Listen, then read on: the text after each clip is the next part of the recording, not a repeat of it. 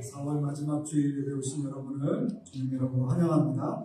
함께 예배하는 기쁨의 주일이 되시기를 바라고요. 우리 다 함께 자리에서 일어나셔서 찬양으로 우리 하나님께 나아가시겠습니다.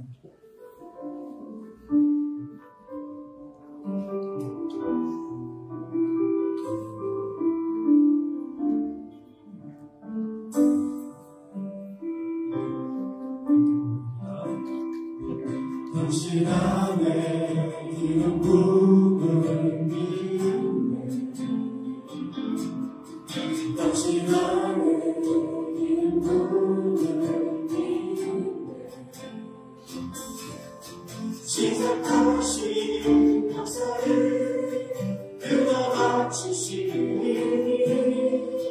당신 안에 기름 부음을 믿네. 우리 점점 당신 안에 기름 부음을 믿네. 당신 안에 기름 부음을 믿네.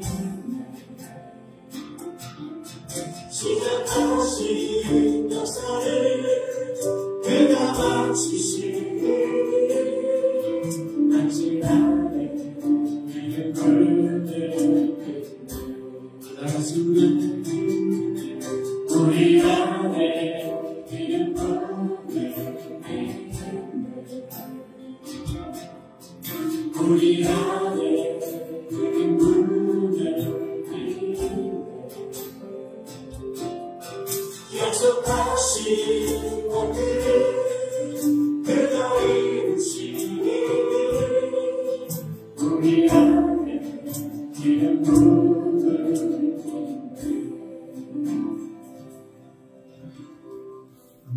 자리에 앉으시겠습니다. 오늘 예배에 임하신 분이 계신데요. 이은하 성도님 박수로 환영하겠습니다. 반갑습니다. 환영합니다. 아까 교회 소식을 전합니다. 성령과 진료로 함께 예배하는 데 힘쓰시는 우리 모든 가족들이 되시기를 바랍니다.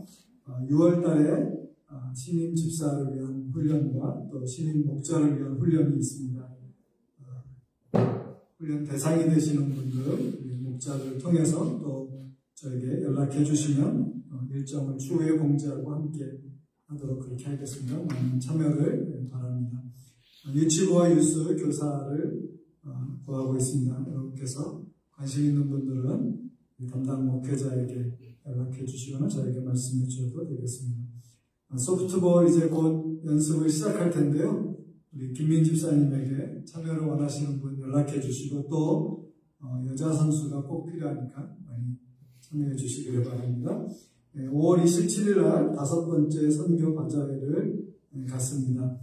물품 도네이션 하실 것은 5월 23일부터 26일 사이 그 주간에만 저희들이 받을 수 있습니다. 공간의 문제 때문에. 그래서 여러분께서 기억하셨다가 그때 킹스웨이로 혹은 교회로 가져오시도록 안내해 드릴 테니까 협력해 주시면 감사하겠습니다.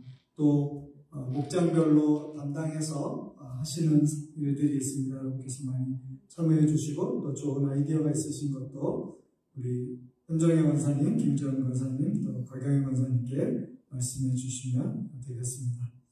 오늘 주일 친교는 임용용 집사님 가정에서 생일 감사로 좀 늦었지만 우리 생일 감사로 드리셨습니다. 온 가족이 늘 주 안에서 평안하시기를 바랍니다.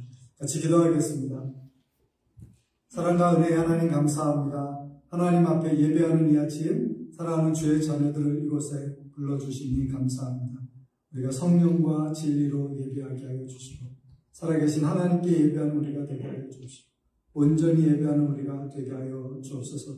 주님 앞에 나올 때 우리의 삶을 드리며 또 우리의 모든 염려와 근심도 맡겨드리고 하나님께서 베풀어 주신 모든 은택을 기억하며 또 감사의 예물도 드립니다. 하나님께서 우리 각자의 삶에 간섭하시고 도우시사 치유하시고 회복시키시며 부족함이 없도록 늘 채우시고 붙들어 주시기를 원합니다. 함께 예배할 때 성령 하나님 우리 예배를 받으시며 우리 가운데 충만히 임하여 주옵소서. 예수님의 이름으로 축복하며 기도합니다. 아멘.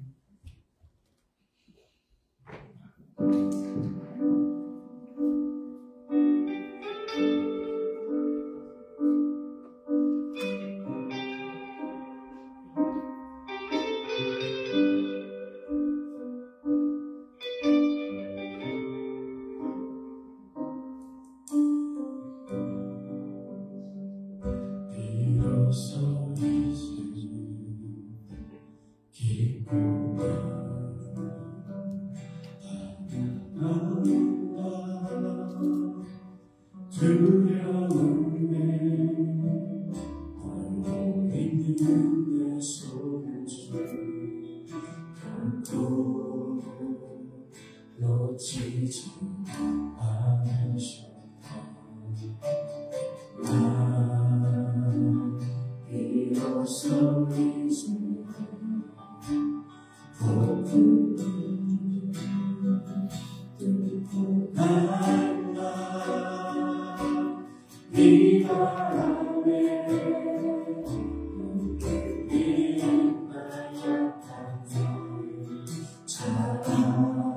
주시길 그는 나의 주님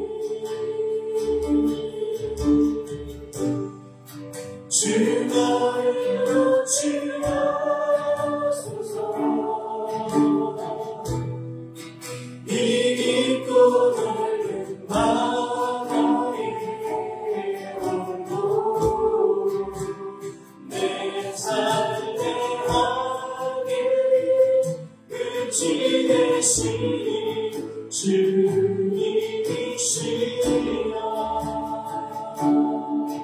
난 의지합니다. 날 포기하지 마소서. 나 잠시 나를 의지하여도 내 삶의 안에 방향을 잡아 주시옵소서.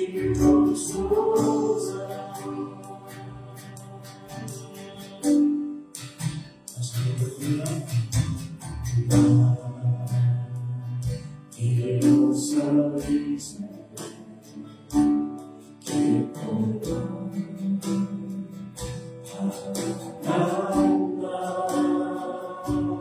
두려움에 이는 내 손을 주 결코 놓치지 않으셨다. 비로소 이제 복음을 듣고 간다. 이 바람에 흔들리는 나 약한 나의 자랑주시니 흔들리는 나의 주님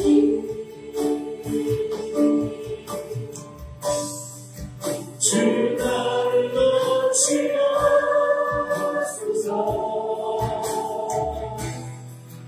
이 깊고 넓은 바다에 홀로 내 삶의 안에 끝이 되시는 주님이시여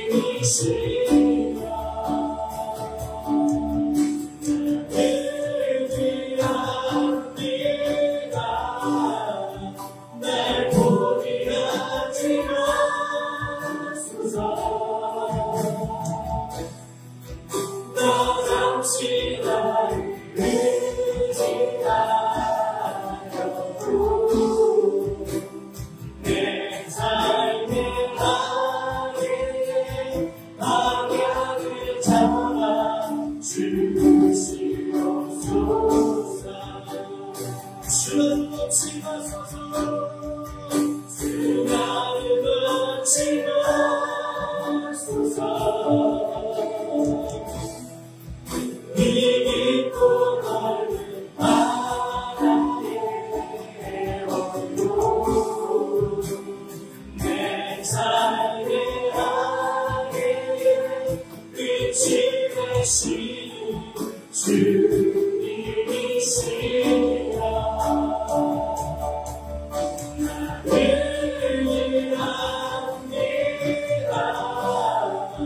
날 포기하지 마소서. 나 잠시 나를 의지하여도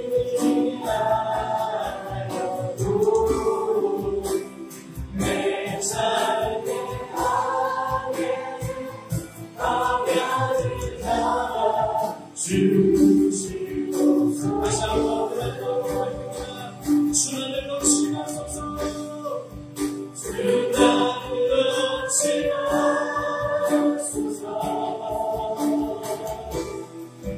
이 깊고 넓은 바다에 내 삶의 하늘에 끝이 되신 주님이시라.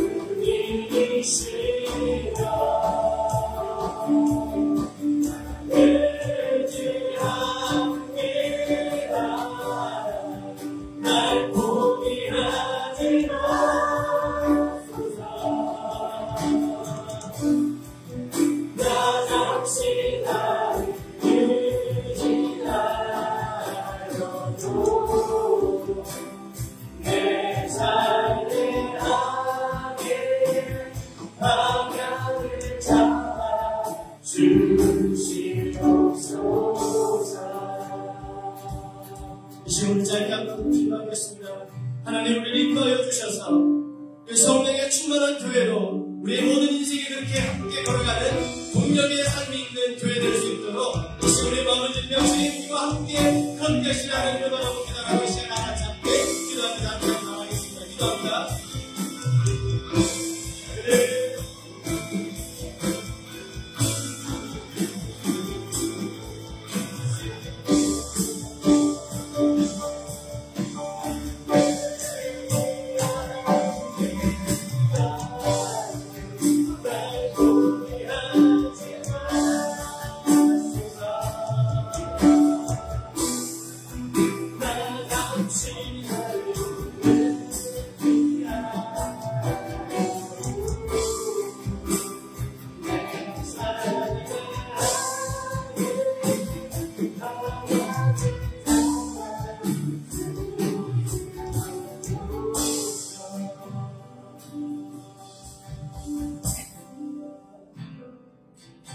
감사드리며 예수님의 이름으로.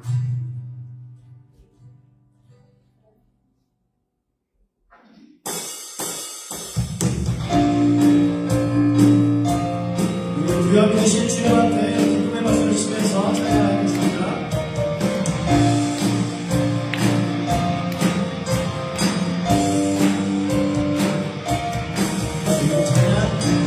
주님 찬양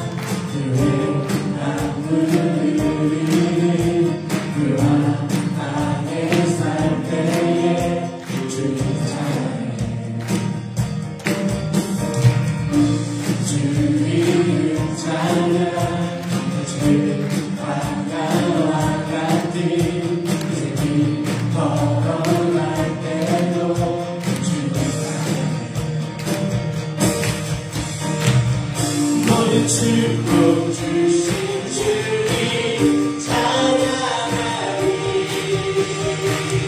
어느 날이 다가와도 난 외치리.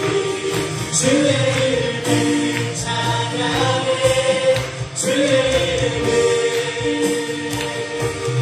이름을 찬양해.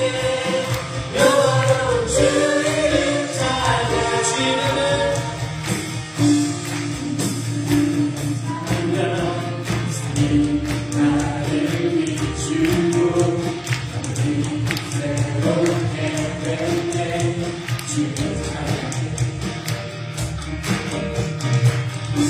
주님 찬양하길 험할지라도 모두를 따를지라도 주님 모든 축복 주신 주님 찬양하리. 어느 날이 다가와도 난 외치리. 주의 이름을 찬양해. 주의 이름을 찬양해. 여호와로 주의 이름을 찬양하시는 주의 이름을 찬양해. 주의 이름을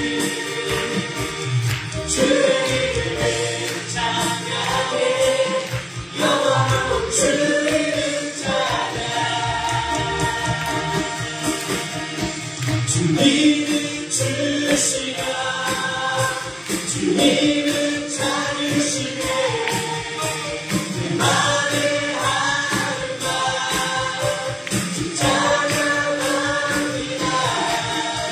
주님을 주시며 주님을 찾으시네 내 맘의 하루가 주 찬양합니다. 주님을 주시며 주님을 주시며 주님을 찾으시네 그 맘의 하루가 주 찬양한 주님을 주시며 주님을 주시며 주님을 찾으시네 그 맘의 하루가 주 찬양합니다. 주의 이름을 찬양해 주의 이름을 찬양해 여호와 주의 찬양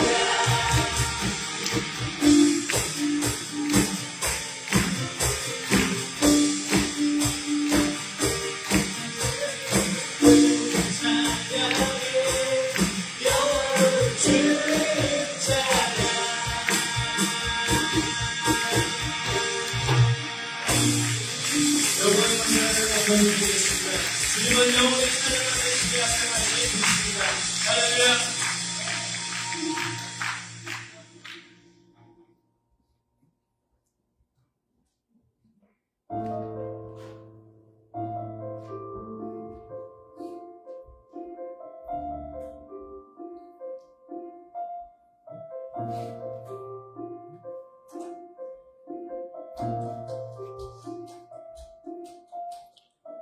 내게로부터 눈을 들어 주를 보기 시작할 때 주의 일을 보겠네.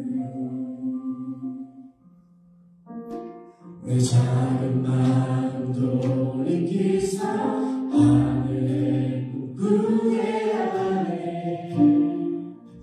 주님을 볼 때 모든 실속을 주님께 드리고 살아계신 하나님을 느낄 때 내 삶은 주의 역사가 되고 하나님이 일하기 시작하네. 성령이 나를 변화시켜 모두 사라지네. 주의 일을 보겠네. 헛되었다 가운데서 주님 말게 되리. 주님을 볼 때 모든 신선을 주님께 드리고 살아계신 하나님을 느낄 때 내 삶은 주의 역사가 되고 하나님이 일하기 시작하고 모든 시선을 주님께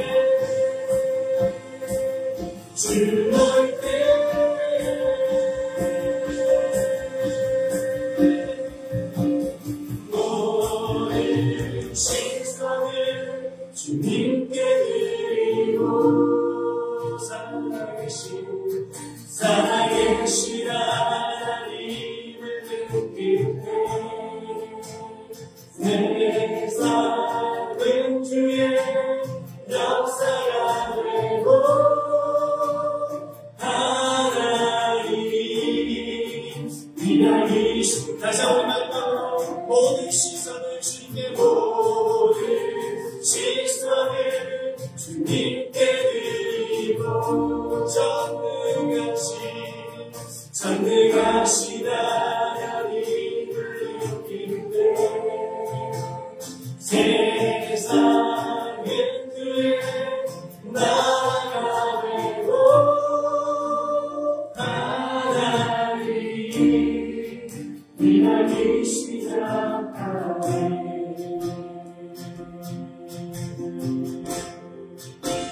신 곳에서 나는 예배하네. 사랑에도 나는 예배하네. 신 곳에서 나는 예배하네.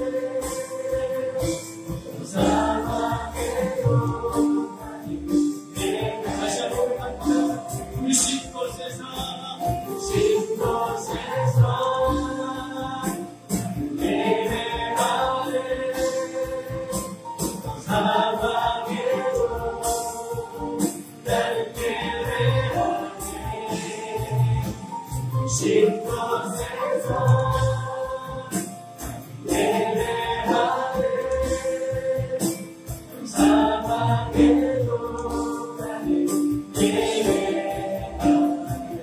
내가 걸어갈 때 길이 되고 내가 걸어갈 때 길이 되고 살아갈 때 삶이 되는 그곳에서 예배하네. 믿음의 고백으로 주님 앞에 올립니다. 내가 걸어갈 때 길이 되고 살아갈 때 삶이 되는 그곳에서 예배하네.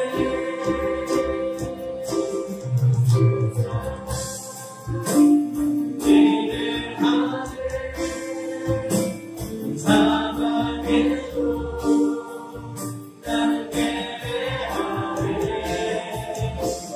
신 곳에서 예배하네. 사랑에도 나는 예배하네.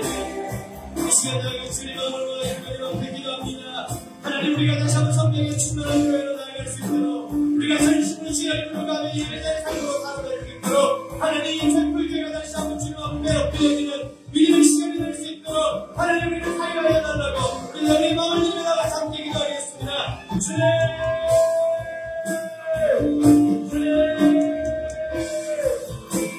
우리 마음을 들여 주님 앞에 마음을 들여 주님을 예배하는 때가 되기를 원합니다. 하나님 우리의 예배를 완전히 찬송해 하나님 마음을 다하여 주님을 예배하는 때의 삶으로 하나님 달려갈 수 있도록 주님 역사여 주시기 바랍니다. 오늘 주의 말씀이 우리 영혼을 깨우는 자들에게 하시고 주님을 예배하는 이들의 삶을 만들 수 있도록 주여 역사여 주시옵소서. 주여 주의 말씀으로 다시 한번 우리들을 깨우게 하여 주시고 이 노래를 다시 한번 주님 다시 한번 생기고 사랑하는 것을 하게 하여 주시옵소서. 주의 말씀을 따라갑니다.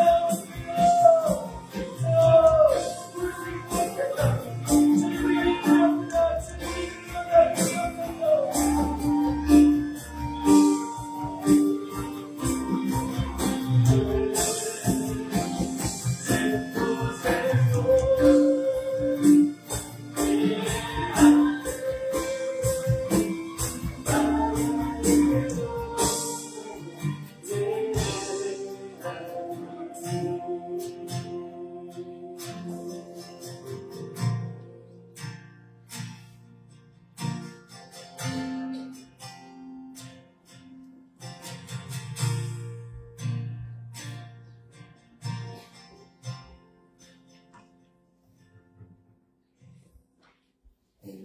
기도하시겠습니다. 우리의 소망이 되시며 찬양받기 합당하신 하나님, 우리에게 거룩한 주의를 허락하사 하나님을 찬양하게 하심을 감사드립니다. 우리의 소망이 되신 하나님, 우리를 십자가의 은혜로 구원하여 주시고 자녀 삼아 주셔서 우리가 주의 자녀로 주님을 예배하는 자리로 나올 수 있게 해주신 하나님 은혜를 감사드립니다. 하나님, 한 주간의 삶을 되돌아보면서 주님께 우리의 죄를 자백합니다. 주님 앞에 신실하지 못한 삶을 살았음을 고백합니다. 세상을 살면서 우리의 죄된 본성이 강하게 우리를 짓누르고 그 공격 앞에 한없이 연약한 우리의 모습을 발견합니다. 진정한 예배자로 살지 못했음을 회개하오니 주님 우리를 긍휼히 여겨주시고 주님보다 세상을 더욱 사랑하였던 우리를 용서해 주시옵소서. 오늘 예배를 위해 기도합니다. 오늘의 예배가 하나님께 신령과 진정으로 드려진 예배가 되기를 소망합니다. 우리는 연약하지만 우리를 의롭게 불러주신 주님께서 이 예배 가운데 온전히 임하셔서 우리가 온전한 하나님의 임재를 경험하는 예배가 되기를 소망합니다. 그렇게 되기 위하여 주님, 이 시간 우리의 마음이 주님만 사모할 수 있도록 우리를 붙들어 주시옵소서. 두렵고 떨리는 마음으로 예배에 임할 수 있게 해주시옵소서. 이 시간 우리의 낮아진 마음 가운데 임하셔서 우리가 주님의 임재를 풍성하게 경험할 수 있도록 은혜 내려주시옵소서. 또한 오늘 말씀을 통해서 우리의 시선이 나에게서 하나님으로 이동하게 하시고 하나님만 바라보고 원망할 때 하나님이 공급하시는 성령 충만한 새 능력을 더 느끼게 해주시옵소서. 주님, 어지러운 세상을 위하여 기도합니다. 여기저기 둘러보아도 악한 것밖에 보이지 않습니다. 하나님 나라의 정의가 사라지고 어둠만이 남았습니다. 하나님, 이런 세상에서 하나님의 교회가 세상의 빛이 되게 해주시옵소서. 교회가 어두운 세상에서 진리의 빛을 비추어 어둠을 내쫓고 하나님의 복음을 전하여 세상이 주님께 돌아오는 역사가 일어나게 해주시옵소서. 주님, 조이풀 교회를 위해 기도합니다. 주의 성령이 역사하시는 교회, 말씀이 충만한 교회, 믿음이 충만한 교회, 하나님을 향한 찬양이 멈추지 않고 서로가 서로를 위하여 기도하는 교회가 되게 해주시옵소서. 또한 자라나는 세대가 말씀으로 잘 양육되어 그 믿음의 뿌리가 온전히 이어지는 교회가 될 수 있도록 함께 해주시옵소서. 주님, 또한 오늘 우리 가운데 도우심을 원하는 심령들이 있습니다. 그들의 아픔과 어려움을 아시는 주님, 우리의 기도와 간구에 귀 기울여 주셔서 우리의 삶이 위로받고 힘을 얻는 복된 시간 되게 해주시옵소서.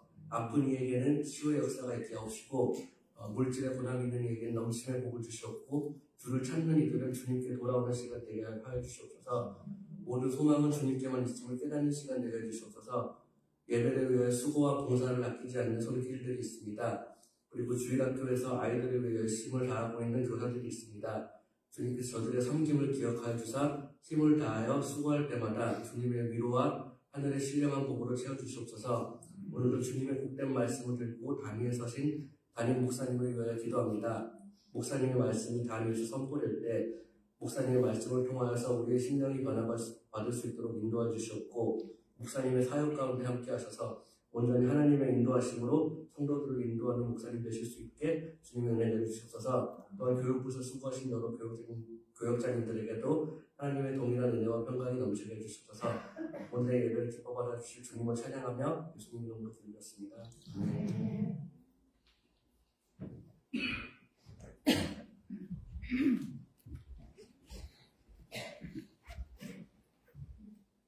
기도를 감사드립니다. 오늘 예배에 오신 분이 계신데요. 전은지 박탁기 성도님, 잠깐 일어나시고 박수로 환영하겠습니다. 또 우리 멀리 공부하러 갔던 은규, 박은규, 또 최지은, 잠깐 일어나시겠어요? 어디 저쪽에도 있고 박수로 밴쿠버에 돌아온 것을 환영합니다.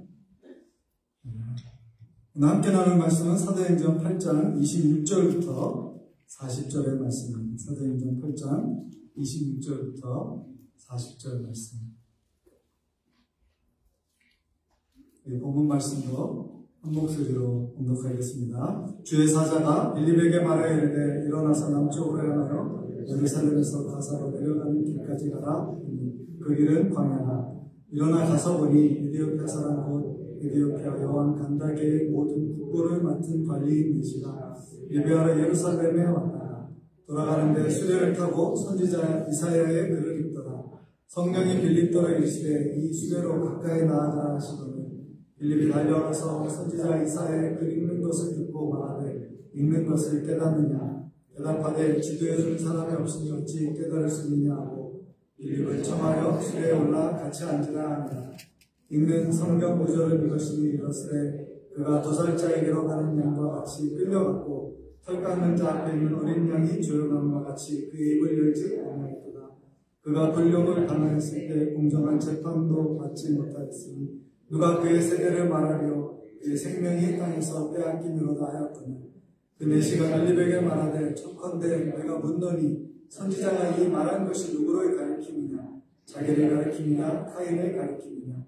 빌립이 입을 열어 인도에서 시작하여 예수를 가르쳐 복음을 전하니 길 가다가 물이 있는 곳에 이르러 그 내시가 말하되 보라 물이 있으니 내가 침례를 받음에 무슨 거리낌이 있느냐.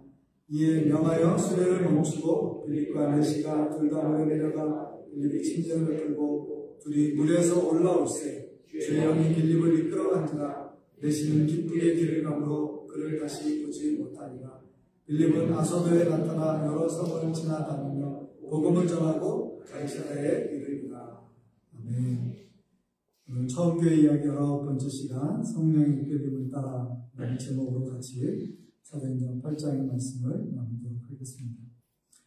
하나님의 복음이 마침내 예루살렘을 벗어나서 사마리아로 그리고 이제는 오늘 본문 가운데 나오는 또 다른 사람 즉 에디오피아 내시에게도 전파되어져서 그 지역과 지경이 넓어지는 것을 우리가 읽었습니다.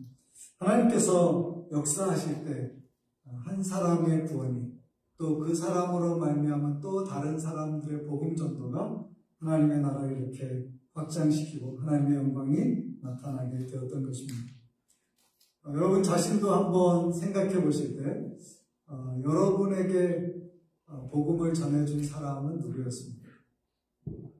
어떤 사람들은 어려서부터 계속 교회를 다녔고 여러 다른 선생님이나 목회자들로부터 영향을 받았기 때문에 딱히 누구라고 말할 수 없는 사람도 있을 것입니다. 그러나 또 어떤 사람들은 어떤 누군가의 이름이 떠오르는 분들도 있을 거예요.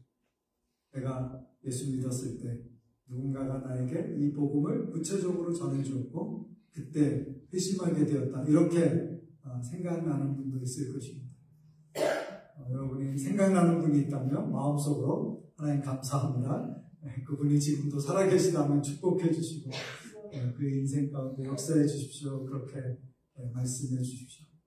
근데 중요한 것은 우리가 누군가로부터 그렇게 들었다는 것만큼 중요한 게 우리로부터 또 누군가도 복음을 듣고 저와 여러분의 인생 가운데서 우리의 삶에서 또 우리의 사역에서 만났던 많은 사람들이 언젠가 이런 질문을 받게 되었을 때 또 언젠가 하나님 앞에 섰을 때 어떻게 복음을 듣게 되었는가 누구에게로부터 이 복음을 들었는가 라고 말할 때 여러분의 이름이 기억되어지는 은혜가 있기를 바랍니다. 그때 내가 그분으로부터 이 복음을 들었습니다. 오늘 본문에는 두 사람이 나와요. 한 사람은 빌립이라는 사람이고 또 한 사람은 무명의 그렇지만 에디오피아 여왕의 국보를 맡은 고위 관리 그의 이야기가 오늘 본문 가운데 나오고 있습니다. 이 이야기를 통해서 하나님의 복음의 역사를 함께 배울 수 있기를 바랍니다. 오늘 첫 번째 메시지는 성령의 인도하심을 따르라고 합니다. 성령의 인도하심을 따르라. 빌립이 사마리아에서 열심히 복음을 전하고 있었습니다. 그런데 이 사마리아는 팔레스타인 지도로 보면 남쪽에 예루살렘이고 그 땅이 이제 유다 땅이라면 그 사이에 갈릴리 사이에 있는 곳이 사마리아예요. 거기서 열심히 복음 전도하고 있는데 하나님의 성령이 빌립에게 예루살렘을 거쳐서 가사 땅으로 내려가라고 말합니다. 그러니까 그곳에서부터는 거의 남쪽으로 100km 정도를 여행해야만 닿을 수 있는 땅입니다. 근데 그 땅은 가사라고 하는 지명은 그때 당시에 갈대아 문명과 애굽 문명 사이에서 대상들이 이렇게 건너다니면서 물건을 거래하고 했던 그런 왕의 대로와 같은 길이었습니다. 그렇기 때문에 거기는 분명히 멀리서 오는 사람들이 이렇게 그 지역을 가게 될 때 반드시 들르게 되는 그런 땅이라고 할 수 있습니다. 여기 에티오피아 사람이라고 나오는 사람은 이제 신약에는 에티오피아라고 나왔지만 구약에는 그 땅을 구스라고 불렀습니다. 구스 땅. 그래서 구스 사람들은 일반적으로 검은 피부를 가진 사람, 누비아 사람이라 이렇게 이해되었습니다. 그가 진짜 그곳 출신인지 아니면 솔로몬 왕 시대에 일부 그 후손들의 어떤 사람들이 에티오피아로 건너간 것으로도 역사적인 근거들이 조금 남아있기 때문에 그런 디아스포라 유대인이었는지는 정확하지 않습니다. 그럼 어쨌든 그는 그곳에서부터 예루살렘을 하나님을 예배하기 위해서 온 사람입니다. 그럼 지금도 에티오피아에서 만약에 예루살렘까지 온다면 그 길은 꽤 멀었을 것입니다. 그때 당시에는 마차를 타고 말의 힘에 의존해서 여행을 한다는 것은 굉장히 긴 여정이었을 것입니다. 그리고 그것은 많은 재정적인 부담도 있을 것입니다. 그런데 에티오피아 사람은 그런 정도의 재정적인 능력도 되고 또 사회적인 신분도 있는 사람이어서 예루살렘 행을 결심했고 그래서 예루살렘에 갔다가 다시 집으로 돌아가고 있었습니다. 그런데 그에게 이 복음의 역사가 필요했고 하나님이 빌립을 보내서 그에게 이 복음 전도를 하게 했던 것입니다. 빌립은 사마리아에서 복음 전도하다가 갑자기 가사로 내려가라고 해서 갔습니다. 그리고 그 길에 오고 있는 한 마차를 보게 되었을 때 하나님의 성령이 그 마차에게로 가까이 나아가라고 또 말씀하시는 그런 거룩한 음성을 듣고 그가 그 마차에 가까이 나아가게 되었습니다. 생각해보면 빌립과 이 에티오피아 사람 사이에는 어떤 연관성도 찾아볼 수가 없습니다. 전에 알던 사람도 아니고 누구한테 소개받은 것도 아닙니다. 원래 있던 것은 한 사람은 지금 예루살렘에 있다 사마리아로 갔고 한 사람은 에티오피아에서 있었던 사람입니다. 그 두 사람이 그 황량한 광야라고 하는 그곳에서 낯선 땅에서 뜻밖의 만남을 갖게 된 것입니다. 하나님께서 성령을 통하여서 그 두 사람을 만날 수 있도록 그 길을 인도해 주신 것입니다. 중요한 것은 빌립이 하나님의 음성을 들었을 때 하나님 주신 거룩한 마음을 따라서 성령의 지시하심을 받고 선교 사역을 이루기 위해서 나아갔다는 것입니다. 그래서 본문에 주의 사자가 말하였다, 주의 성령이 이렇게 말씀하셨다라고 하는 것에 대해서 빌립은 주저없이 그것에 순종으로 반응했다라고 하는 것입니다. 하나님의 사람들은 하나님의 인도하심을 받고 하나님의 인도하심에 대해서 순종하는 삶으로 하나님께 영광을 돌릴 수 있습니다. 그리고 그것은 하나님이 우리에게 베풀어 주신 은혜와 은총을 힘입어서 마땅히 할 수 있는 일을 감당하고 또 귀한 역사와 성취로 하나님의 이름을 높이게 되어지는 것입니다. 로마서 8장 14절에 보시면 이렇게 기록되어 있습니다. 같이 한번 읽을까요? 무릇 하나님의 영으로 인도함을 받는 사람은 곧 하나님의 아들이다. 하나님의 영으로 인도함을 받는 사람은 하나님의 아들이다. 다시 말하면 하나님의 자녀들은 하나님의 영으로 인도함을 받습니다. 8장 16절에서는 하나님의 영이 친히 우리 안에서 우리가 하나님의 자녀인 것을 증거하신다고 했습니다. 믿음의 사람들에게는 하나님이 말씀하십니다. 하나님 우리의 심령 가운데 말씀하십니다. 성경을 통하여서 말씀하십니다. 선포되어지는 메시지를 통해서 말씀하십니다. 또 상황과 환경을 통해서도 말씀하십니다. 때로는 시련을 통해서도 말씀하십니다. 하나님이 우리에게 주시는 거룩한 부담들이 우리 마음에 일어나게 될 때 여러분 하나님이 나에게 말씀하시는 것이라고 깨닫게 되면 우리가 할 수 있는 최선의 노력은 그 음성에 순종하는 것입니다. 물론 우리가 어떤 때 지나치게 주관적이거나 지나치게 자의적으로 해석하는 잘못된 것도 있을 수 있습니다. 그러나 하나님의 선한 뜻을 위하여 하나님이 성령으로 우리 안에서 역사하실 때 우리는 기꺼이 그 말씀에 순종하겠다 반응하는 것이 우리가 누릴 수 있는 축복의 길을 여는 것입니다. 이번에 목회자 리트릿에 갔을 때 거기서 중국인 교회 목사님 부부랑 잠깐 이야기를 나눌 수 있었습니다. 이 두 분은 그 교회 아주 활동적인 이렇게 멤버로 어려서부터 자라다가 이제 유스 패스터로 섬기다가 지금은 이제 담임 목사가 된 그런 분들이었어요. 근데 두 분 사이에는 아이가 없었습니다. 그런데 하나님께서 그들 마음 가운데 그들을 통해서는 자녀가 없을지라도 하나님의 이름으로 자녀들을 키울 수 있는 놀라운 은혜에 대한 그런 마음을 주셨어요. 그래서 그들이 행한 것은 뭐냐면 컴패션을 통해서 아이들을 키우는 것입니다. 그래서 어느 주일을 컴패션 주일로 만들어서 컴패션 캐나다에 있는 사람들을 초대해서 같이 말씀을 나눴습니다. 그래서 그 컴패션을 통해서 어린아이들에게 어떻게 이렇게 사랑이 전달되어지는지, 그들에게 한 명에게 매월 47불을 후원하면 그걸로 그 아이들이 먹고 자고 학교 다닐 수 있는 기본적인 비용이 지불돼서 아이들이 그리스도인으로서 또 좋은 믿음의 사람으로 지혜를 가진 사람으로 성장할 수 있게 되는 거예요. 그래서 그 컴패션 주일을 보내고 났을 때 이 목사님 가정도 3명의 아이를 후원하기로 하고 또 그 교회 성도님들이 한마음으로 헌신해서 140명의 어린아이를 후원하기로 했어요. 그래서 그 아이들을 멕시코 아이들을 다 선택하고 의도적으로 그리고 이제 그곳에 가서 후원하는 아이들을 만나고 왔어요. 그래서 하나님께서 그들에게 주신 마음 그 감동을 따라서 그들이 순종했을 때 낯선 땅에서 이렇게 사랑받고 복음 안에서 누군가 잘하고 있다라고 하는 기쁨과 희망을 얻게 되었던 거예요. 이렇게 막 사진을 보여주는데 후원 아동을 방문할 수 있거든요. 그래서 그 아이들하고 같이 이렇게 아주 밝게 웃고 있는 그런 사진, 마치 가족 사진을 보는 것처럼 그런 사진을 보여주셨습니다. 하나님께서 그 마음을 주셨을 때 순종한, 여러분 컴패션이라는 단체는 많은 분들이 아시겠지만 한국에서 시작됐어요. 한국의 전쟁 고아들을 돕기 위해서 미국 군목들이 이제 미국에 가서 결연 사업을 해서 1대1로 한 가정이 한 아이를 입양하면 이 아이에 대해서 18살이 될 때까지 그 아이가 학교에 갈 수 있도록 도와주는 그런 프로그램이었습니다. 그래서 한국이 6.25 이후에 컴패션을 통해서 10만 명이 넘는 아이들이 지원을 받고 자라날 수 있었습니다. 그런데 지금은 세계 여러 나라에서 활동하고 있는데 한국은 더 이상 지원받지 않습니다. 거꾸로 한국이 유일하게 지원받는 나라에서 지원하는 나라로 변화되었고 지금은 우리가 받은 것보다 훨씬 많은 숫자의 아이들을 한국을 통해서 세계 여러 나라의 아이들을 이렇게 지원하고 있습니다.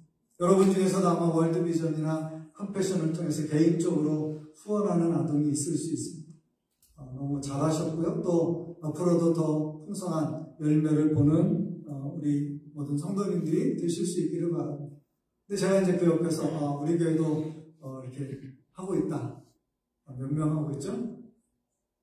4명. 우리 절대 변하면 안 되는 숫자라서 10년 전에 4명이었는데 지금도 4명이라고 말하는데 조금 마음이 한 집에서 키우는 걸 우리가 온 동네가 키우고 있었구나 그런 마음도 들었고요.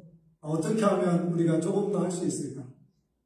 그래서 우리 교회에서도 1년에 한 명씩이라도 더 아이들을 더 후원할 수 있으면 좋겠고 또 우리 성도님들에게도 그런 기회가 주어져서 여러분들도 또 한 명씩 해서 우리 교회는 시작할 때 다 태국에 있는 아이들을 했거든요.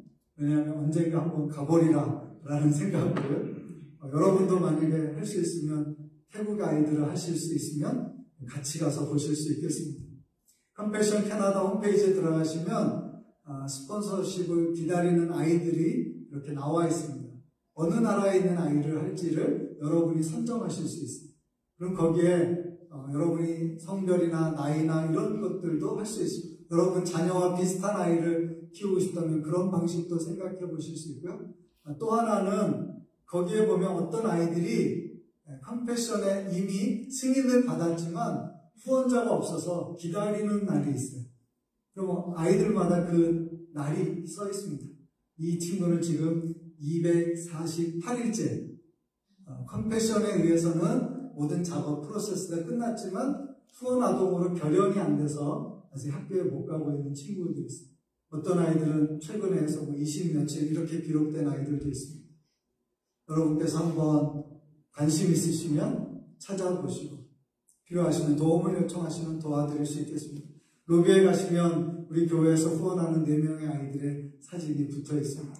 여러분들도 그렇게 어디선가 복음으로 누군가를 낳고 키우는 일에 힘쓰는 일에 작은 것이지만 참여하실 수 있기를 바라고, 또 이것이 아니더라도 여러분의 마음 가운데 하나님께서 성령을 통해서 무언가 말씀하신다면, 계시하신다면, 여러분을 인도하신다면 그 일에 순종함으로 하나님 앞에 역사를 이루실 수 있기를 바랍니다.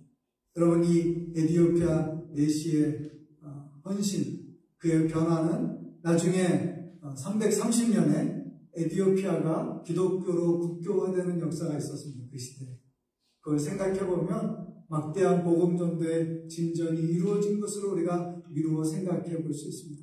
이 사람이 바로 그 사람이라고는 말할 수 없지만, 그러나 이집트나 이 에티오피아에 아주 오래된 고대 교회들이 있고 그 흔적들이 있는 것으로 봐서 복음의 역사가 그렇게 전달되어진 것으로 이해하고 있습니다. 우리의 수고와 헌신을 통해서 하나님께서 우리에게 말씀하셨을 때 우리가 전혀 예상치 않았던 낯선 곳에서 낯선 사람들에게 복음 전하는 일이라 그 일을 통해서 하나님의 역사가 풍성하게 일어나게 될 줄로 믿고 순종하시는 우리 모두가 되시기를 주님의 이름으로 기원합니다. 두 번째 메시지는 성경으로 복음을 전하라고 하는 겁니다. 빌립이 가까이 갔을 때 이사야서를 읽고 있었습니다. 아마 그 시대에 예루살렘을 방문했다가 하나의 이렇게 필사본, 사본을 하나 얻은 것으로 여겨집니다. 그래서 그가 열심히 이제 마차를 타고 가는 길에 그걸 이렇게 읽어보고 있습니다. 그런데 이사야서는 예언의 말씀이고 또 그것을 적절하게 가르쳐주지 않기 때문에 사실은 그가 중요한 본문을 읽으면서도 다 깨닫지 못했어요. 실제 그가 읽고 있었던 것은 이사야서 53장에 나오는 고난받는 종 예수 그리스도에 대한 예언의 말씀이었습니다. 읽으면서 다 깨닫지 못하고 있는 그에게 빌립이 가서 물었습니다. 지금 당신이 읽고 있는 것을 이해하고 있습니까? 그러자 그가 31절에서 이렇게 말하잖아요. 지도해 주는 사람이 없는데 내가 어떻게 이것을 깨달을 수 있겠습니까? 그러면서 그를 빌립을 마차에 오르게 합니다. 그리고 같이 가면서 그 말씀을 나누게 되어줍니다. 사도행전 8장 32절 33절에 그가 읽은 말씀이 이렇게 기록되어 있습니다. 같이 읽습니다. 읽는 성경 구절은 이것이 일렀으되 그가 도살자에게로 가는 양과 같이 끌려갔고 털 깎는 자 앞에 있는 어린 양이 조용함같이 그의 입을 열지 아니하였으나 그가 굴욕을 당했을 때 공정한 재판도 받지 못하였으니 누가 그의 세대를 말하려 그의 생명이 땅에서 빼앗김이로다 하였거든. 이 이야기들은 예수님께서 도살자에게로 끌려가는 양, 털 깎는 자 앞에 있는 어린 양과 같이 침묵하며 고난을 받으셨다라고 하는 것으로 성취되어집니다. 그는 굴욕을 당했고 공정한 재판을 받지 못했습니다. 그의 세대가 그것을 기억하지 않습니다. 그러나 그는 하나님의 구원의 역사를 이루러 오신 그리스도이셨음을 성경이 말씀하고 있습니다. 우리가 잘 아는 이사야서 53장은 여호와의 종의 노래인데 가장 대표적인 구절은 53장 5절입니다. 이사야서 53장 5절 같이 읽습니다. 그가 찔림은 우리의 허물을 때문이요 그가 상함은 우리의 죄악 때문이요 그가 징계를 받음으로 우리는 평화를 누리고 그가 채찍에 맞음으로 우리는 나음을 받았다. 찔림과 상함, 그것이 우리의 허물과 죄악 때문에 그가 징계와 채찍에 맞음으로 우리가 평화와 치유의 은혜를 입게 되었다라고 하는 것입니다. 예수께서 이 땅에 오셔서 친히 고난받으시고 십자가에 달리셔서 물과 피를 다 쏟으시고 자기의 생명을 내어주시는 것으로 우리의 죄의 값을 치르시고 우리의 죄에서 우리를 건져주셨습니다. 우리에게 생명을 허락해 주셨던 것입니다. 바로 빌립은 이 말씀이 곧 예수 그리스도에 관한 말씀인 것을 풀었습니다. 그리고 그가 경험했던 그리스도로부터 온 이 놀라운 은혜의 복음에 대해서 초대교회가 가지고 있었던 그 역동적이고 생명력 있는 그 초대교회 복음의 역사를 이 에티오피아 사람에게 나누기 시작했던 것입니다. 하나님의 말씀은 생명력이 있고 역사합니다. 빌립을 통해서 이사야의 말씀이 이렇게 성취되어진 것과 그 시대에 이미 이루어진 예수 그리스도의 십자가의 죽음과 부활의 사건을 통해서 하나님께서 구원의 역사를 어떻게 이루셨는지를 듣게 될 때에 에티오피아 사람의 마음 가운데 감화와 감동이 있었습니다. 그 복음은 그를 통해서 전달되어졌고 또 다른 역사를 이루게 됐던 것입니다. 그러나 성도 여러분, 우리는 복음을 받았을 때 마치 그것을 계승하는 사람입니다. 마치 바톤을 받은 사람과 같은 이 복음의 계승자로서의 삶이 우리에게 부탁되었다, 우리에게 명령되었다라고 하는 사실을 잊지 마시기 바랍니다. 누군가 여러분에게 이 복음을 전했습니다. 그럼 이 복음을 받은 우리는 그 복음 안에서 우리의 생명을 누릴 뿐만 아니라 또 다른 사람들을 살리는 복음의 역사를 이루는 일에 헌신된 하나님의 사람이 되어야 할 것입니다. 하나님은 모든 사람이 이 복음의 진리 가운데서 거듭나기를 원하십니다. 지금도 그날을 기다리시고 계신 것입니다. 그러므로 우리는 영혼을 구원하는 일에 힘쓰는 저와 여러분이 되어서 복음이 우리를 통하여서 우리의 주변에 있는 사람에게든 또 다른 사람에게든 때로는 뜻밖의 사람에게 이 복음이 전도되어져서 하나님 나라의 역사를 이루는 일에 쓰임받으실 수 있기를 바랍니다. 복음이 우리의 세대 가운데서 끝나는 것이 아니라 우리의 세대를 통해서 다음 세대에게, 우리의 주변 사람들에게, 또 우리가 힘써 할 수 있는 대로 복음 전도하고 교회를 세우고 선교사를 보내고 또 여러 모양으로 하나님의 사랑을 나누어서 누군가가 그들의 입으로 하나님께 나아오고 하나님께 영광을 돌리고 그들의 세대가 또 다른 세대와 민족들에게로 나아갈 수 있는 은혜의 물꼬를 트실 수 있기를 바랍니다. 하나님께서 우리 민족에게 그런 은혜를 베풀어 주셨잖아요. 130년, 140년 전만 하더라도 한국 땅은 어두움의 땅이었습니다. 원더우드가 썼다는 그 시에 보면 아무것도 보이지 않습니다. 시의 제목이었어요. 우리 민족에게 왔을 때 얼마나 배타적입니까? 유대인 못지않게 배타적이죠. 서양 사람들은 눈이 파랗고 또 어린아이를 잡아먹는다고 생각했고 그래서 돌을 던지고 그렇게 핍박을 했습니다. 또 이 사람들은 한국에 왔을 때 큰 문화적인 격차를 느꼈고 자기 살면서 누릴 수 있는 것들을 다 누리지 못한 채 많은 사람들이 풍토병으로 세상을 떠나야만 했습니다. 그 시대의 사람들은 한국이 이렇게 영적으로 또 부흥의 시대를 맞이하고 하나님의 일들을 감당하며 선교사들을 보내고 열방 가운데 디아스포라로 흩어져서도 교회를 세우는 민족이 된 것을 다 보지 못했습니다. 그러나 130년이 흐른 후에 우리는 지금 그 은혜의 열매를 거두고 있습니다. 아쉬운 것은 한국교회나 이민교회가 그런 하나님이 주신 은혜와 은총이 이제 다 말라가는 것이 아닙니다. 우리 하나님 앞에 온전한 복음으로 살지 못하고 하나님의 영광을 구하지 못하고 충성과 헌신하지 못하고 세속적이고 이기적이고 탐욕적이고 권력에 기생하며 돈을 따라가고 온갖 미신과 우상 숭배와 함께하고 이런 것을 통하여서 교회가 무너져가고 있는, 급격하게 쇠락해가고 있는 그 시대를 살아가는 것이 너무나 안타깝습니다. 중요한 것은 우리에게 주어진 이 사명이, 그래서 한국교회를 위해서 기도하는 것은 이 사명이 우리 세대에서 이어지지 못하고 끊어져서 한국교회의 마지막을 본 사람들이 되는 것입니다. 그것은 너무나 불행한 일이에요. 우리가 보아야 할 것은 우리를 통해서 한국 안에도 그리고 열방에도 하나님의 복음이 계승되어지는 것을 보는 것입니다. 그 일을 위해서 오늘도 선교지에 있는 선교사들, 복음 전도자들, 이민교회들이 힘을 다하여 헌신하고 노력하는 줄로 믿습니다.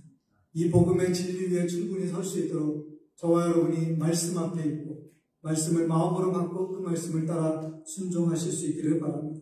마지막 세 번째 메시지는 하나님의 역사에 참여하라고 하는 것입니다. 가다가 물이 있는 곳을 만났습니다. 이리 옆에 사람이 질문합니다.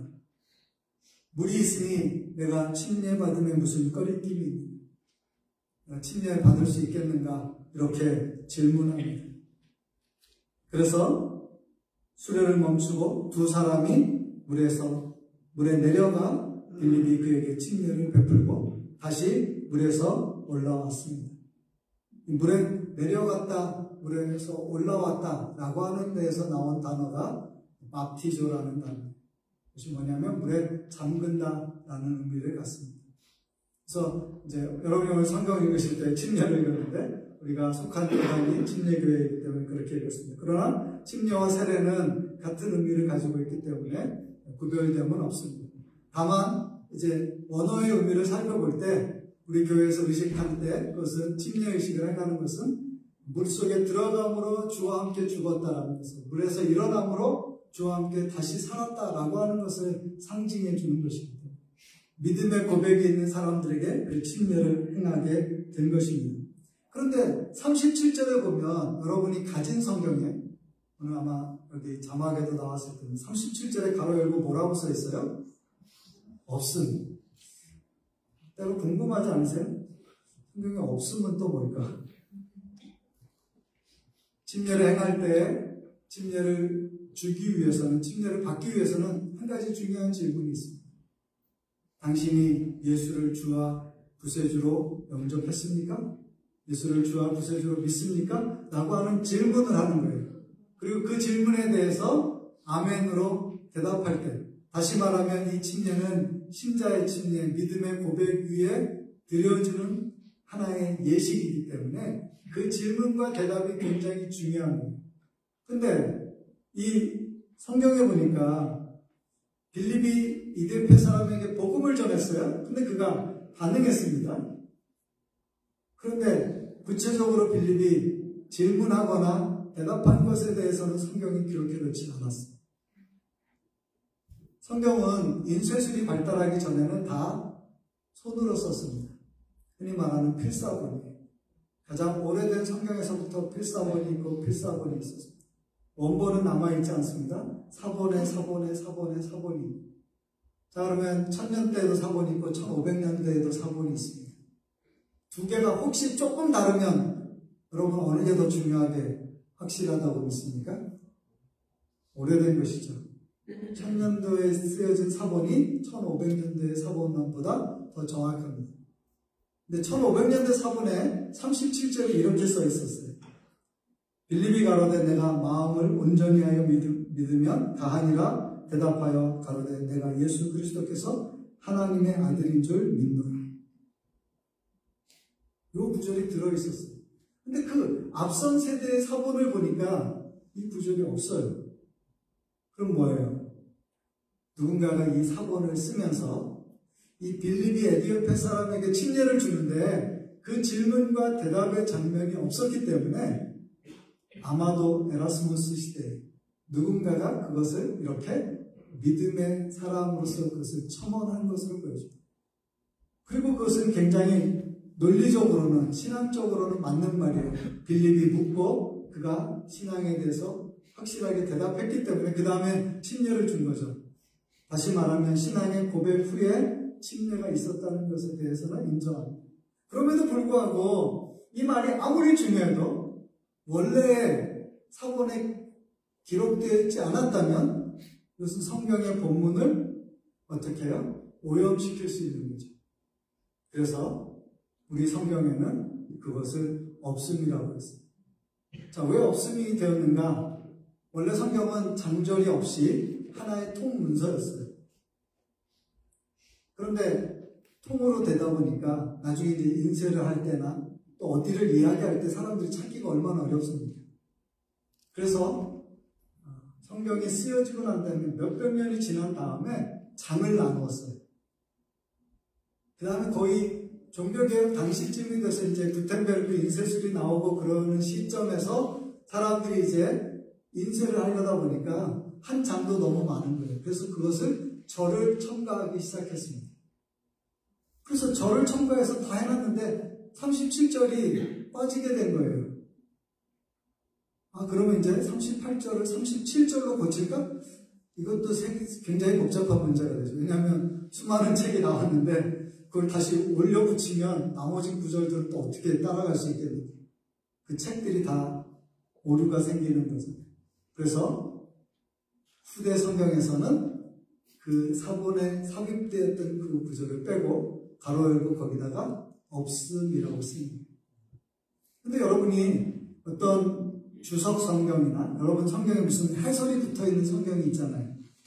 그것도 이제 신학적 입장에 따라서 조금은 다를 수 있지만 거기에 보면 이렇게 기록된 게 있어요. 어떤 사본에라고 하면서 뭔가 이렇게 내용이 나와요. 그건 뭐냐면 모든 사본에 나오는 것이 아니라 어떤 사본에만 나오는 거예요. 그렇기 때문에 그것은 신앙인의 입장에서 받아들일 수는 있지만 그것을 성경의 원문으로 이해하지는 않는 것입니다. 그렇기 때문에 그 부분을 거기에다가 빼놓고 그 다음에 어떻게 해요? 밑에다가 줄을 달아서 이런 사본도 있다라고 하는 것을 설명합니다. 어떤 성경을 읽어보면 성경책 쭉 읽다가 보면 글씨가 갑자기 조그매져요. 그때 교정 보는 사람이 큰 글씨가 없어가지고 작은 글씨를 넣은 게 아니라 그 작은 글씨는 원래 문장이 완성되지 않거나 어떤 핵심적인 단어가 사본상에 좀 흐릿해서 그것이 명확하지 않아서 우리가 보편적으로 이해할 수 있는 그런 범위 내에서 그것을 이렇게 표현해 놓은 거예요. 만약에 그렇게 말한다고 합시다. 내가 밥을 그 다음에 뭐예요? 만약 가정에서 뭐 하는 얘기를 썼다고 합시다. 내가 밥을 그러면 먹었다. 이런 표현이 나왔는데 밥을만 나왔는데 이게 사라진 거예요. 근데 어떤 사본에서는 그게 표현되어 있는데 어떤 사본에서는 정확하게 표현이 안 돼 있어요. 가장 오래된 사본을 기준으로 했을 때 그 말은 만약에 문장을 성경을 쭉 읽다가 밥을 하고 문장이 딱 끝나면 여러분 얼마나 당황하시겠어요. 밥을 어쨌다는 거지? 그래서 거기다가 성경을 사본을 만드시는 분들이 그거를 썼어요. 작게. 그래서 이게 문장을 완성하는 면에서는 사본적으로 이해할 수 있고 받아들여질 수 있는 것이지만 그렇다고 해서 우리의 사본을 정확한 것으로 이해하게 하기에는 부족하기 때문에 그런 부분들은 작은 글씨로 표현합니다. 다시 말하면 이러한 내용들은 성경의 원문, 오염되지 않고 또 잘못된 길로 우리를 인도하지 않도록 하기 위한 최선의 노력입니다. 동시에 그렇기 때문에 우리는 이 말씀의 1.1획도 흔들리지 않고 변개하지 않고 말씀에 근거한 신앙으로서의 신앙을 잘 지켜나가야 한다라고 하는 것입니다. 그런데 이 빌립과 에디오피아 사람들은 침례를 끝으로 그 길을 각자 또 갈 길을 갑니다. 에디오피아 사람들은 예루살렘에서 돌아오는 길이니까 계속 에디오피아로 갔을 것이고 빌립은 호련히 그곳을 떠나서 이제 그쪽에서 올라가다 보면 블레셋 땅을 만나는데 그곳에서 복음을 계속 전하였고 사도행전 21장에 보시면 그가 마침내 나중에는 가이사라에 머물면서 그곳에서 사역한 것으로 알려지고 있습니다. 중요한 것은 그 받은 복음을 따라서 그들이 나아가고 그 역사에 참여했다라고 하는 것입니다. 저와 여러분이 21세기에 밴쿠버에서 지금 한 교회에서 함께 주님을 섬기고 있습니다.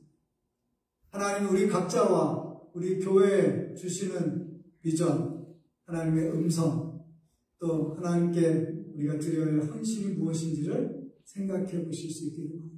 그리고 그것을 위해서 우리가 같은 마음과 같은 뜻으로 주님을 섬기실 수 있기를 바랍니다.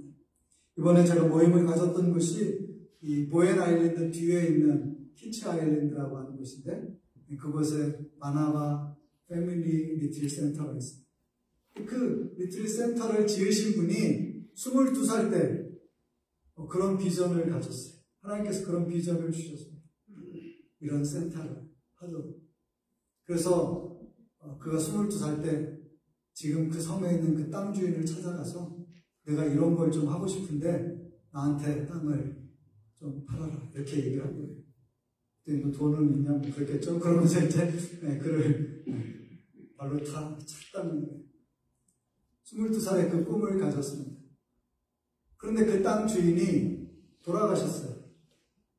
그래서 그의 조카가 와서 노바스코샤에서 와서 그 땅에서 무언가를 하는데 이 조카가 몇 년 살다 보니까 노바스코샤가 너무나 그리워서 우린 잘 이해 안 가지만 어쨌든 노바스코샤가 너무 그리워서 이 땅을 팔고 그쪽으로 다시 간 거예요. 그래서 이분이 그 땅을 살 수 있게 되었습니다. 그래서 36살 때 그 땅에서 사역을 시작하기 시작합니다.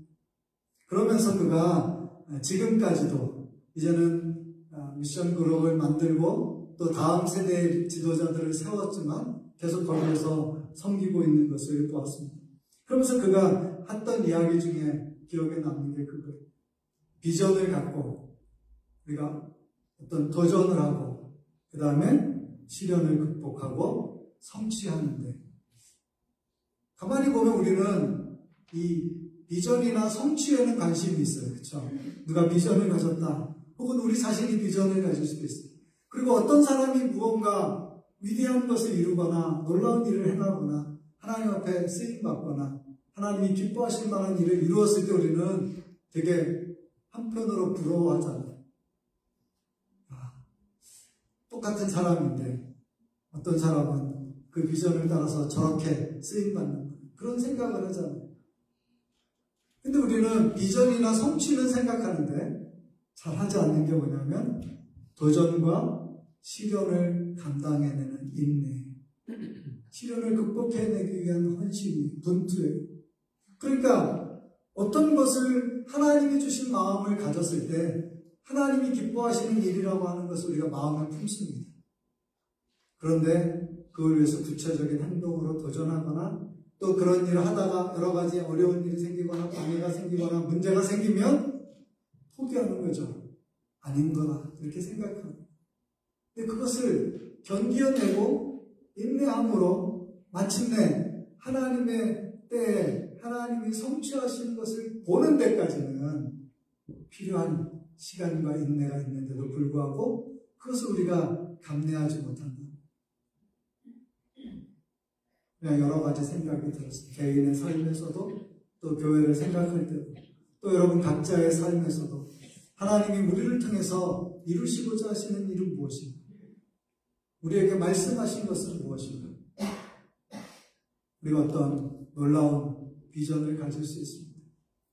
그런데 그 비전을 가진 것으로 충분하지 않잖아요. 가만히 있어도 이루어지는 것이 아니기 때문에.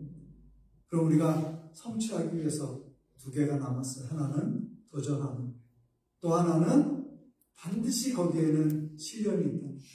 저절로 되어지지 않는 거예요. 그리고 그것은 많은 곤란과 염려, 장벽과 문제들을 넘어서는 것입니다.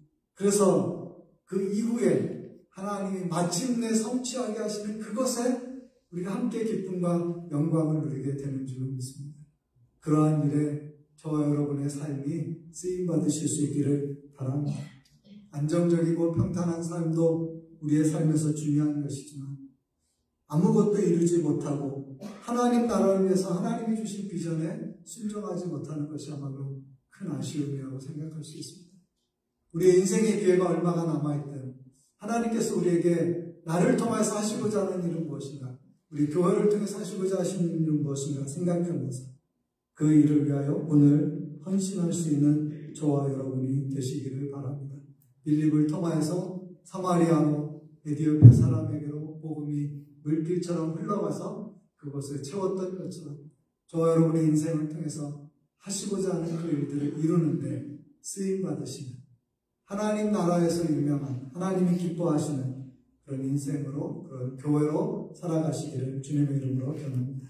같이 기도하겠습니다. 이 시간 함께 기도하십니다. 하나님, 내게 주신 마음의 소원, 비전, 꿈을 잃지 않게 하여 주시고 도전하게 하시고 시도하게 하시고 시련을 감당하게 하시고 마침내 하나님의 영광을 보기까지 주여 달려가는 헌신하는 믿음으로 행하는 우리 될 수 있도록 인도하여 주옵소서. 우리 그렇게 합심해서 잠깐 같이 기도하겠습니다. 하나님 아버지 감사합니다. 이 시간 하나님 앞에 기도하는 것은 우리의 인생에 하나님 모시기 아름다운 삶으로 살아가게 하여 주시기를 원합니다.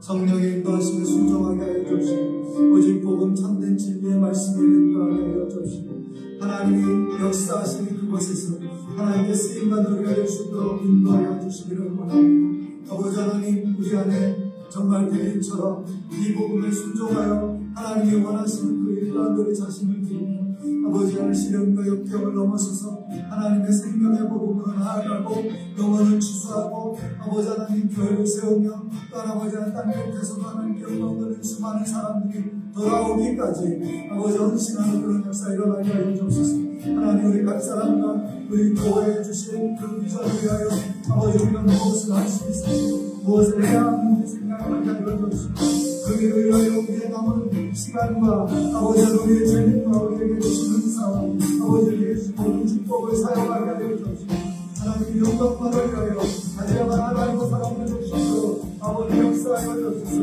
우리 각 사람이 아버지 안에 거저가는 인생 되지 않게 하여 주소서. 허무한 데 빠지지 않게 하여 주소서. 아버지 이 땅을 살아가는 동안에 아버지 세상에서 하늘만 거하는 사람이 되지 않게 하여 주시고 하나님 안에서 하나님의 영광을 위하여 아버지의 끝까지 달려가는 충성된 하나님의 사람을 다 될 수 있도록 하나님 인도하여 주시옵소서. 거룩하신 하나님, 우리에게 생명 주시고 우리에게 영원한 소망 주시고 이 땅에서 또 하나님이 주시는 거룩한 소원, 비전을 따라서 살게 하시니 감사합니다. 하나님, 우리의 인생을 통해서 하나님이 기뻐하실 만한 것들을 이루어드리니 복되고 아름다운 인생 되게 하여 주옵소서. 허무한 것에 빠지지 않게 하여 주옵시고 안일함에 매이지 않게 하여 주옵시고 세상적인 것에 아버지 하나님 낭비하는 헛된 인생 되지 않게 하여 주시고 주님이 우리에게 주신 비전을 따라서 주님이 원하시는 그 삶의 자리에 이르기까지 도전하고 씨름하고 시련을 감당하며 마침내 성취하는 하나님의 사람들 될 수 있도록 주여 우리 안에 거룩한 성령으로 역사하여 주옵소서. 하나님, 각자가 또 우리 교회가 그렇게 하나님 앞에 쓰임받는 21세기 지금의 세대에 하나님의 사람들 되게 하여 주옵시고 우리를 통해서 더 많은 사람들이 복음 듣고 더 많은 교회들이 세워지고 더 많은 선교사가 나아가고 땅끝에서도 하나님께 영광 돌리는 아름다운 일들이 일어날 수 있도록 주여 우리를 사용하여 주시옵소서. 예수님의 이름으로 축복하며 기도합니다. 아멘. 다 함께 자리에서 일어나셔서 마지막 찬양 부르시고 축도로 주의 예배를 마치겠습니다.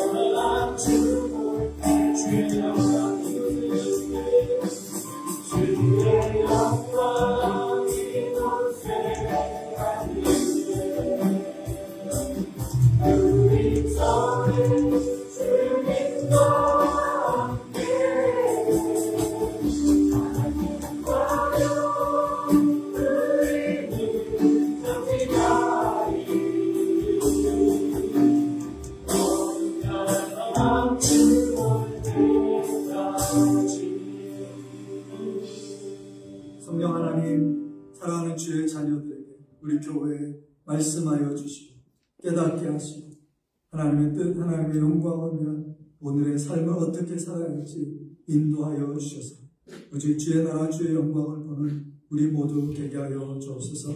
이제는 우리 주 예수 그리스도의 은혜와 아버지 하나님의 크고 놀라우신 사랑, 성령 하나님 보호하시고 도우시는 은총이 주의 자녀들과 가정과 교회와 나라 위에 이제로부터 영원토록 함께 하시기를 간절히 축원하옵나이다.